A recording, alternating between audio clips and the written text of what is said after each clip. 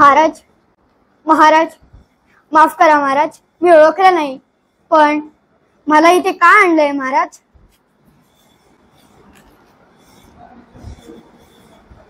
न आणून कसा आणणार? कुणी एक मराठी आपला मराठीपणाला दोष देत आलम मराठी रयतेच्याच नावानं हंबरडा फोडत असेल आणि तो एक भोसले कुलोत्पन्न, तर आम्ही काय कानाचे पडदे पोलर असे करून शांत बसायला हवं होतं? कणे गपाऱ्या घराखोऱ्यातून नितड्या छातीवर घोड्याच्या टापा आम्ही दिल्लीच्या तख्तापर्यंत नेल्या, तर या शिवबाचे वारसदार असे हतबल होऊन कुणी उभं राहायचे? महाराष्ट्र वेशीवर टांगतायत.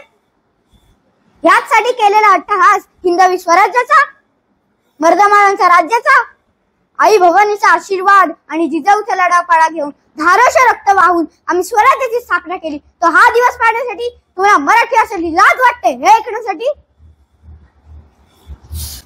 काय करणार महाराज, किड्या मुंग्यांची किंमत नाही मराठी माणसाला. इथले सर्व धंदे गुजरात आणि पंजाबींच्या हातात. इथे त्यांच्या जोडीला नेपाळ्यांनी चायनीजच्या गाड्या लावून गल्लोगल्ली लहान इष्टूला मांडली आहेत. चणे शेंगदाणे विकायला आलेले उत्तर भारतीय आज मंत्रालयापासून इन्कम टॅक्स सेल्स टॅक्स मध्ये मोठे उद्योग बसले. महाराज, मराठी माणूस आहे कुठे? हे सर्व करण्यापासून तुम्हाला कुठे रोखलं का दिनकरराव? तुम्ही का नाही धंदा केला गुजरातांबरोबर? हॉटेल काढण्यापासून कुठलं उडकार थांबवलं होतं तुम्हाला? उत्तर भारतीय मोठ्या उद्योग त्यांच्या शिक्षणामुळे आहेत. तुमच्या मुलांना IAS IPS शिकण्याची बुद्धी नव्हती?